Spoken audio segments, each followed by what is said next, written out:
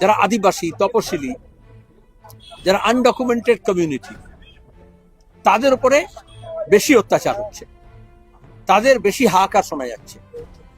কারণ ছিন্নমূল মানুষ, বাস্তুহারা মানুষ, তারা তো এদেশে এসেছিলেন ঠিকানা খোঁজার জন্য, নতুন ঠিকানা পেয়েছিলেন।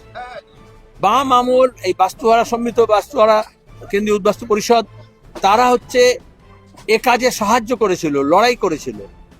তাই আজকে আবার এই অসহায় মানুষের পাশে দাঁড়ানো, তার অধিকার, তার সাংবিধানিক অধিকার, তার নাগরিক অধিকার, তার গণতান্ত্রিক অধিকার, তার ভোটাধিকার, তার বেঁচে থাকার অধিকার প্রতিষ্ঠার জন্য আবার এই সম্মিলিত প্রয়াস করতে হবে, লড়াই লড়তে হবে। কারণ একটু আলগা হয়ে গিয়েছিল, যতই মাটি আলগা হয়ে যায় তত বেশি সেখানে আগাছা চলে আসছে। সেখানে আমরা দাঁড়িয়ে এই সম্মেলনের সিদ্ধান্ত হয়েছে, এবং আমরা গত 2 মাস ধরেই আলোচনা করছি যে এটা এককভাবে যদি হয় মানুষ অসহায় হয়ে যাবে, সেটা পথ নয়।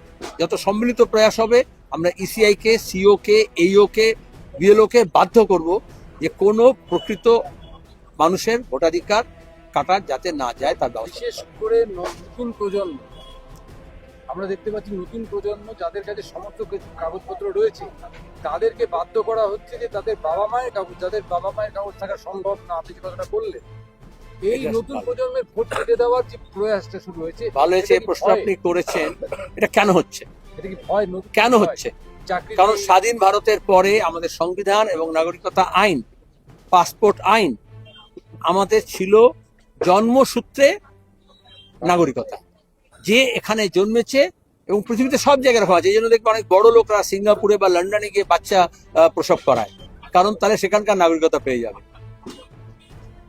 2003 সালে বিজেপির নেতৃত্বে যে সরকার ছিল কেন্দ্রে, এবং মমতা ব্যানার্জি তাতে কেন্দ্রীয় মন্ত্রী ছিলেন, কোনো দপ্তর ছিল না কিন্তু মন্ত্রী ছিলেন ক্যাবিনেটে, দপ্তরবিহীন মন্ত্রী। সেখানে নাগরিকতা আইন সংশোধন করা হয়।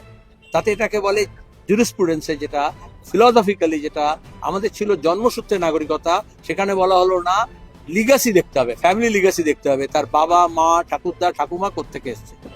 দেশভাগের শিকার একটা দেশে কখনোই এটাই লিগাসি খোঁজা হয় না, জন্মসূত্রে করার কথা।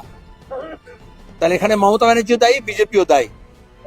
সেই নাগরিকতা আইনের সংশোধনের পরে এটা হলো যে এখন এই জন্য 2002 লিস্ট কেন বলছে, তা 2002 পর্যন্ত 2003 সংশোধন হয়নি, তখন যার ভোটার লিস্টের নাম আছে আছে, কিন্তু তারপরে এখন যে এসআইআর হচ্ছে 2003 পরে, তাহলে এই যে বিজেপি কনসেপ্টটা পাল্টালো মমতার মদতে, সেখানে দাঁড়িয়ে শুধু আপনি আছেন সেটা যথেষ্ট নয়, আপনার লিগাসি কি আছে, বংশের পরিচয় কি আছে সেটা বার করতে হবে। যে দেশে মুখ্যমন্ত্রী তার পিএইচডি ডিগ্রি দেখাতে পারবে না, তার পিএইচডি বিশ্ববিদ্যালয় দেখাতে পারবে না, যে দেশের প্রধানমন্ত্রী তার বিএ সার্টিফিকেট দেখাতে পারছে না, সে আমার বাপ মার সার্টিফিকেট চাইছে। এটা হয়েছে কারণ আইনত নাগরিকতা আইন সংশোধন করা হয়েছিল বাজপেয়ীর আমলে মমতার সহযোগিতায়। আর এই জন্যই মমতা ব্যানার্জি 2005 গিয়ে পার্লামেন্টে ভোটে তাড়া নিয়ে এখানে বলেছিলেন যে বাংলাদেশি ভোটার লিস্টে আছে নাম, এই জন্য ছুড়ে ফেলেছিলেন, কারণ ওই সংশোধনের পরে তার লিগাসি খুঁজতে হবে। আর এতদিন পরে এখন বলা হচ্ছে যে 2002 লিস্টে থেকে মেলাতে হবে, যাদের নাম এসে গেছে তাও বানান ভুল, নামের ভুল, সারনেমের ভুল, একটা মন্ডলের নাম MANDAL হবে না MONDAL হবে, সেই জন্য সব নোটিশ দেওয়া হচ্ছে। এইটা সরকার একটা খোঁচায় পারে, কেন্দ্র সরকার বা রাজ্য সরকার পার্লামেন্ট বা অ্যাসেম্বলিতে এনে, যে তুমি যে নামেই বানান করো না কেন সে একই ব্যক্তি, ব্যানার্জি লেখো বা বন্দ্যোপাধ্যায় লেখো, সে একই হতে পারে। কিন্তু বিশেষত আদিবাসী, নমশূদ্র, মতুয়া, মুসলমান, এদের নামের বানান শিক্ষিত মহলে ঠিক মতো লিখতে পারে না, কারণ এমন সব সারনেম আছে যেগুলো তার কাছে পরিচিত নয়। সেখানে ভোটার লিস্টে আগেই ভুল নাম দেওয়া হয়েছে। ভোটার লিস্ট কি শুদ্ধ ছিল? অমর্ত্য সেনকে বলা হচ্ছে তোমার মায়ের সঙ্গে তোমার বয়স 15 বছরের তফাৎ আছে, এই জন্য নোটিশ দেওয়া হয়েছে। সে ভারত রত্ন। তাহলে বুঝতে পারছো মানুষকে কিভাবে অসহায় জায়গায় নেওয়া আছে।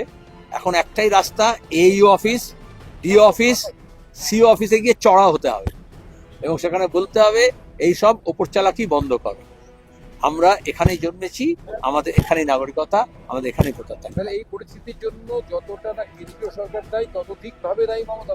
কেন্দ্রীয় সরকার এটা করেছে অযথা, আর মমতা ব্যানার্জি বীজ বপন করে দিয়েছিল। সেই জন্য তো আমরা বলি যখন যে বিজেপি আর তৃণমূল উভয়ের দিল, তাই অনেকে গোসা হয়ে যায়। তাহলে 2003 যখন আইন সংশোধন হয়েছিল, মমতা ব্যানার্জি ক্যাবিনেটে ছিলেন, তিনি সই করেছেন। 2005 তিনি বলেছেন বাংলা ভোটার লিস্টে বাংলাদেশের নাম আছে, আর বিজেপি 40 বছর ধরে বলছে, প্রথমে বলেছে ঘুষপেটিয়া, অনুপ্রবেশকারী, তারপরে বাংলাদেশি, তারপরে রোহিঙ্গিয়া, যা নামই দিক, তারপরে উই পোকা বলেছে। অমিত শাহ তো উই পোকা বলেছেন। কাদের বলেছেন? আজকে গোটা দেশে যে বাংলাভাষী মানুষ আসামে, উড়িষ্যায় আক্রান্ত হচ্ছে, উত্তরপ্রদেশে, রাজস্থানে আক্রান্ত হচ্ছে, কারণ একে তো উই পোকা বলা হয়েছে, যে এটা কুড়ে কুড়ে খাচ্ছে আমাদের সব কিছু। এটা কোনো বিশ্বে কোথাও, আধুনিক বিশ্বে 21 শতকে কোনো মানুষকে অন্য কোনো মানুষ পোকা, ছাড় পোকা, ইঁদুর, উই পোকা বলতে পারে না মানুষকে। সবার উপরে মানুষ সত্য, কিন্তু অমিত শাহ এটা বলেছেন এবং মমতা সেটা হজম করছে। দাদা ছাড় পোকা, আগাছা বললেন কাদেরকে? বলতে যে আগাছা বলছেন। শত ফুল বিকশিত হোক, যত আগাছা নির্মূল হোক, এবং শত ফুল বিকশিত হোক, যত আগাছা নির্মূল হোক। ওরা শুধু বলছে কমল ফুল আর ঘাস ফুল। আমি যখন বলছি শত ফুল, তখন কমল ফুল আর 7 ঘাস ফুলটা হচ্ছে আগাছা, বাকি সব ফুল থাকুক।